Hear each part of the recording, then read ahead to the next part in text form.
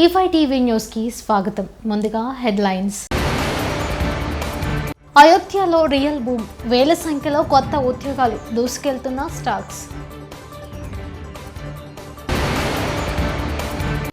పెరుగుతున్న కరోనా, 201 మందికి పాజిటివ్.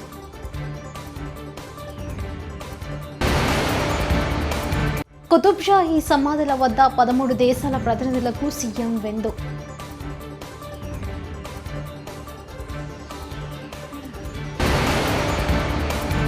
బారస అవినీతి విషయంలో కాంగ్రెస్ కు సహకరిస్తాం, బండి సంజయ్.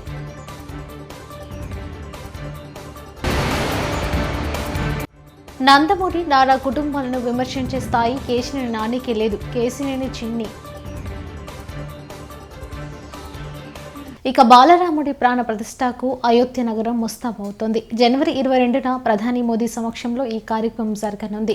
అయోధ్య అంటే కేవలం ఆధ్యాత్మిక నగరి మాత్రమే కాదు, త్వరలో ఎంతో మందికి పొట్టని నింపనున్న అన్నపూర్ణగా మారబోతోంది. అయోధ్య ప్రారంభోత్సవంతో ఆ ప్రాంతంలో రియల్ ఎస్టేట్ బూమ్ ఏర్పడుతుందని నిపుణులు అంటున్నారు. తద్వారా వందల సంఖ్యలో కంపెనీలు అయోధ్య చుట్టుపక్కల పెట్టుబడులు పెట్టడానికి ఆసక్తి చూపిస్తాయన్నారు. తద్వారా స్థానికంగా ఉపాధి అవకాశాలు మెరుగుపడతాయని స్పష్టం చేశారు. ఇలా భవిష్యత్తు ఆశలు అయోధ్యలోనే వివిధ రంగాలపై పడుతోంది. వేల సంఖ్యలో తరలివచ్చే భక్తులతో ఇక్కడ మౌలిక సదుపాయాలు మరింత మెరుగుపడనున్నాయి. రాష్ట్రంలో కోవిడ్ కేసులు నిలకడగా సాగుతున్నాయి. బుధవారం 201 మందికి పాజిటివ్ గా నిర్ధారణ కాగా బెంగళూరులో 121, తుముకూరులో 14, మైసూరులో 10 మందికి కాగా మిగిలిన జిల్లాల్లో అంతకులోపు కేసులు నమోదయ్యాయి. 257 మంది డిశ్చార్జ్ కాగా ఒకరు మృతి చెందారు. 974 మంది చికిత్సలు పొందుతున్నారు. కాగా కొత్త వేరియంట్ తో పెరుగుతున్న కేసులలో ఆందోళన వద్దని వైద్యులు అంటున్నారు. హైదరాబాద్ లోని కుతుబ్షాహీ సమాధుల వద్ద 13 దేశాల ప్రతినిధులకు ముఖ్యమంత్రి రేవంత్ రెడ్డి విందు ఇచ్చారు. America, Iran, Turkiye, UAE, UK, Japan, Thailand, Germany, Sri Lanka, Bangladesh, Australia, France, Finland దేశాల ప్రతినిధులు ఈ విందుకు హాజరయ్యారు. పారిశ్రామిక పెట్టుబడులకు రాష్ట్రంలో ఉన్న అవకాశాలు సద్వినియోగం చేసుకోవాలని ఆయా దేశాలకు సీఎం విజ్ఞప్తి చేశారు.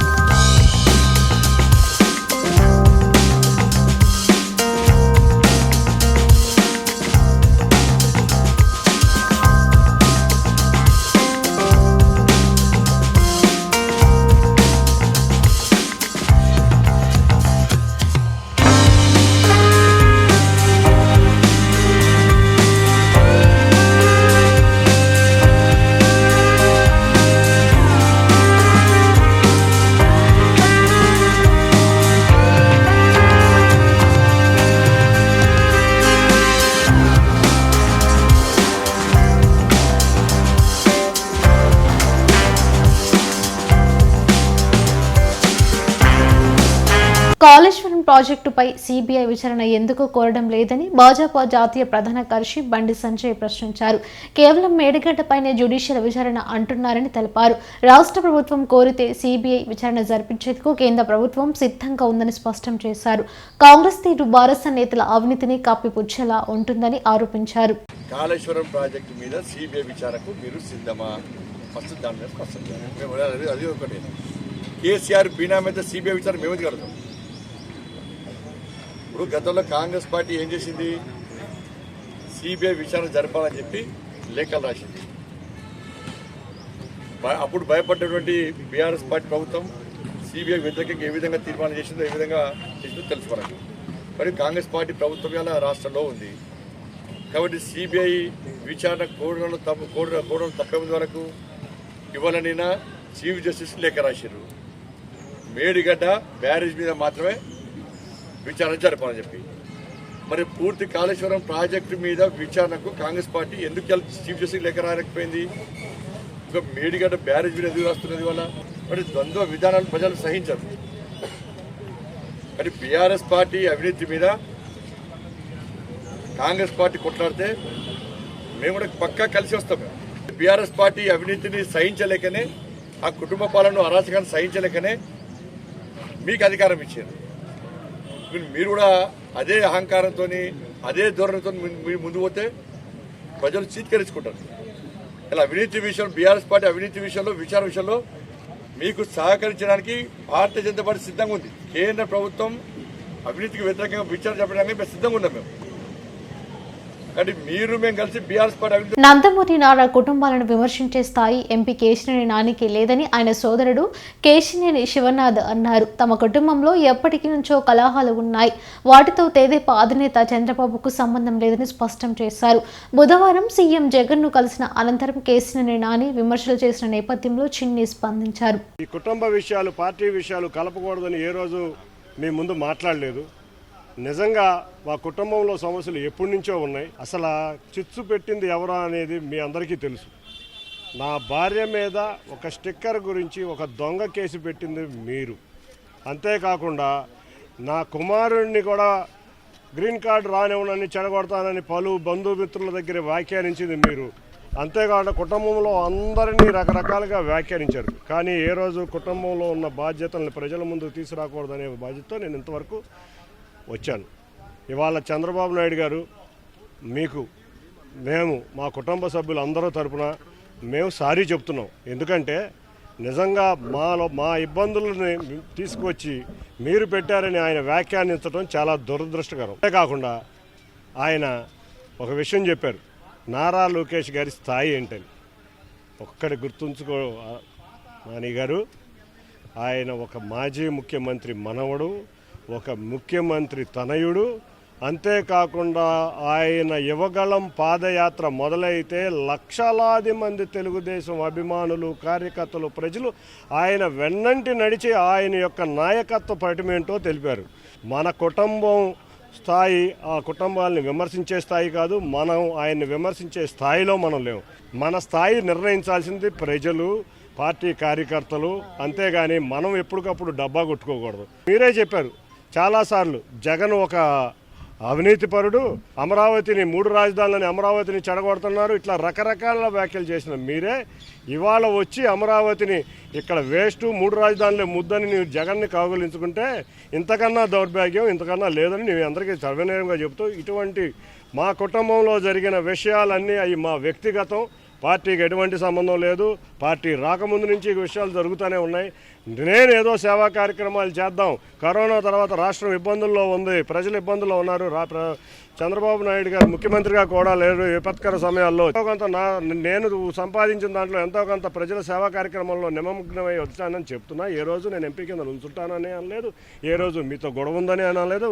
మీరు పలుమార్లు మీడియాల్లో నన్ను చులకనగా మాట్లాడినా కూడా కుటుంబ బాధ్యత కింద నేను ఎక్కడా కూడా విస్మరించకుండా నేను అనేది ఇంతవరకు చెప్పలేదు. కానీ మా ప్రజలు కానీ, మా కార్యకర్తలు కానీ, ఇవాళ మా తెలుగుదేశం కుటుంబం కానీ, మీరు చంద్రబాబు నాయుడు గారిని, లేకపోతే తెలుగుదేశం పార్టీని, లేకపోతే తెలుగుదేశం కార్యకర్తలు, తెలుగుదేశం సంస్థాగతంగా నిర్మించుకున్న పార్టీని మీరు విమర్శిస్తుంటే ఎవరు ఊరుకోరు. మీకు హెచ్చరిస్తున్నాను, తప్పక దీనికి శాస్తి అనుభవిస్తారు. ఇప్పటికైనా ఇటువంటి వ్యాఖ్యలు చేయరాదని అందరూ. తిరుపతి జిల్లా శ్రీకాళహస్తీశ్వర ఆలయాన్ని ప్రముఖ సినీ నటుడు సుధీర్ బాబు కుటుంబ సమేతంగా దర్శించుకున్నారు. రాహుకేతు సర్పదోష నివారణ పూజలను చేయించారు. శ్రీ జ్ఞాన ప్రసన్నాంబికా దేవి సమేత శ్రీ వాయులింగేశ్వర స్వామిని దర్శించుకున్నారు. అనంతరం వారికి స్వామివారి తీర్థ ప్రసాదాలను అందజేశారు.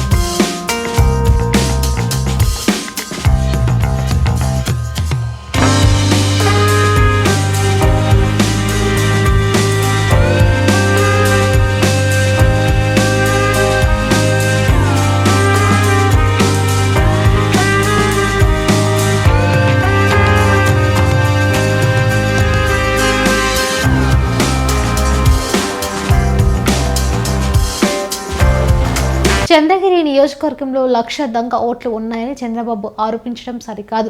గత 5 ఏళ్లలో ఈ నియోజకవర్గంలో కొత్తగా 16,000 ఓట్లు మాత్రమే నమోదయ్యాయి. అందులో 10,000 ఓట్లు తిరుపతి రూరల్ ప్రాంతంలో ఇతర ప్రాంతాల వారు వచ్చి స్థిరపడడం వల్ల పెరిగాయి. చెవిరెడ్డి మోహిత్ రెడ్డి, చంద్రగిరి నియోజకవర్గం సమన్వయకర్త. చంద్రబాబు నాయుడు గారు మా తాత వయసు, చంద్రబాబు నాయుడు గారు ఒకే కలిసి చదువుకున్న వాళ్ళు. నాకు నిజంగానే పెద్దలంటే గౌరవం ఉండేది. ఈరోజు నిజాలు తెలుసుకోకుండా అసత్యాలు పెద్దలు ఈ విధంగా ఆరోపణలు చేయడం నిజంగానే ఆయన వయసుకి ఇది తగింది కాదని చెప్పి నేనైతే భావిస్తున్నాను. ఎందుకంటే చంద్రగిరి నియోజకవర్గంలో మొత్తం 2019కి 2,91,427 ఓట్లు ఉండడం జరిగింది. 2024కి వచ్చేసరికి 3,08,000 ఓట్లు ఈ రోజు మొన్న డ్రాఫ్ట్ లో కూడా పబ్లిష్ అయ్యి రావడం జరిగింది. ఫైనల్ డ్రాఫ్ట్ లో అంటే గత 5 సంవత్సరాల్లో కేవలం 16,000 ఓట్లు మాత్రమే నమోదవడం జరిగింది. అందులో కూడా తిరుపతి రూరల్ లోనే సుమారు 10,000 పైన ఓట్లు నమోదవడం జరిగింది. దాని ముఖ్య కారణం తిరుపతికి ఎక్కువ ఉపాధి కోసం చుట్టుపక్కల ఉన్న గత 10 కాన్స్టిట్యున్సీల నుంచి జనాలు కావచ్చు, చాలా మంది కావచ్చు తిరుపతికి రావడం జరుగుతుంది. తిరుపతికి ఎవరు వచ్చినా కూడా తిరుపతిలో ఉండేది తక్కువ. ఎందుకంటే ఆ భూభాగం తిరుపతి రూరల్ అనేది 3 రెట్లు ఎక్కువ ఉంటుంది. తిరుపతి రూరల్లోనే 90% ఎక్కువ మంది ఉంటారు. అది కూడా గత 5 సంవత్సరాల్లో 160 అపార్ట్మెంట్లు, 5,200 ఇల్లు, కొత్త ఇల్లు ఒక్క తిరుపతి రూరల్లో రావడం జరిగింది. 5,200 ఇల్లు వచ్చినప్పుడు కనీసం ఇంటికి ఒక ఇద్దరు వేసుకున్నా, ఒక 1.5 ఇద్దరు వేసుకున్నా కూడా ఒక 10,000 ఓట్లు కనీసం అంటే వాళ్ళు నమోదు చేసుకుంటారు. ఇది తెలుసుకోకుండా లోకల్లో చెప్పిన నాయకుల మాటలు విని ఈరోజు ఈసీకి ఈ విధంగా మేము దొంగోట్లు ఎక్కిస్తున్నామని చెప్పి మా మీద కంప్లైంట్ చేయడం నిజంగానే పెద్దలు ఈరోజు కంప్లైంట్ చేసిన దానికి చాలా బాధ అనిపించింది. ఇది తప్పకుండా దీని మీద న్యాయ పోరాటం చేస్తాం. అదేవిధంగా న్యాయ పోరాటాలతోనే కాకుండా తప్పకుండా ఇదే విధంగా అసత్యాలు చెప్తే మేము ఎంత దూరమైనా దీని మీద వెళ్లి తప్పకుండా ఆమర నిరాదీక్షకు కూడా నేను కూర్చుంటానని తెలియజేస్తున్నాను. కామారెడ్డి నియోజకవర్గంలోని వివిధ మండలాలకు చెందిన కళ్యాణ లక్ష్మి షాదీ ముబారక్ చెక్కులను పంపిణీ చేసిన కామారెడ్డి ఎమ్మెల్యే కాటిపల్లి వెంకటరమణారెడ్డి. ఈ సందర్భంగా కాటిపల్లి ఎమ్మెల్యే మాట్లాడుతూ ఎన్నికలు వచ్చినప్పుడు రాజకీయాలు ఉంటాయని, ఎన్నికలు అయిపోయిన తర్వాత అధికారులందరూ ప్రజల వద్దకు వెళ్లి వారి యొక్క సమస్యలు తెలుసుకోవాలని అన్నారు. పార్టీలు ఏదైనా దాన్ని రాజకీయం చేయవద్దని, ప్రజల యొక్క సమస్యలు తెలుసుకొని వెంటనే పరిష్కరించాలని అధికారులను కోరారు.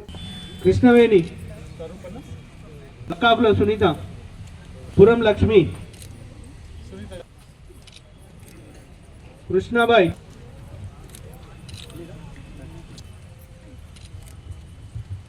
భారతీబాయ్, లక్ష్మీబాయ్,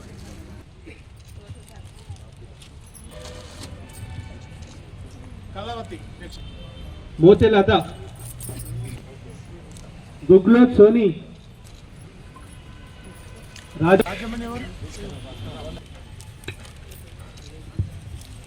లక్ష్మి,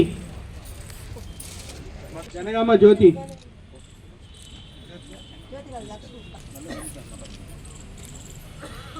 కే అనసూయ,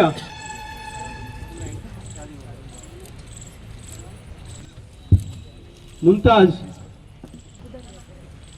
షహలియా బేగం,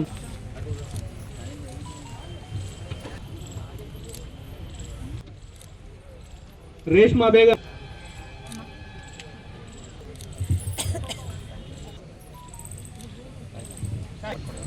రియానా బేగం,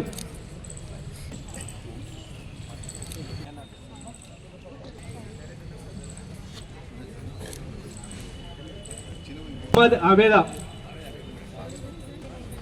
అల్లూబి,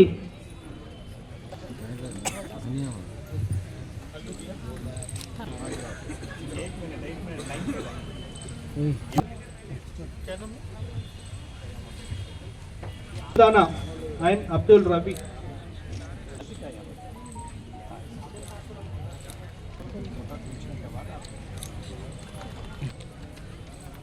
నేహా నజ్మా, దుమాల స్వప్న,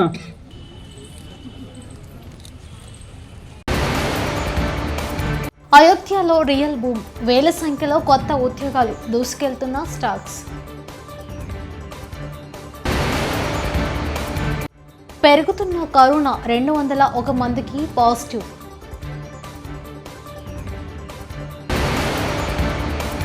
కుతుబ్షాహీ సమాధుల వద్ద 13 దేశాల ప్రతినిధులకు సీఎం విందు.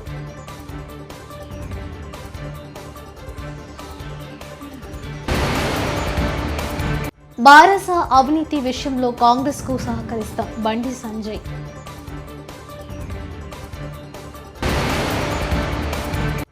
నందమూరి నారా కుటుంబాలను విమర్శించే స్థాయి కేశినేని నానికి లేదు, కేశినేని చిన్ని.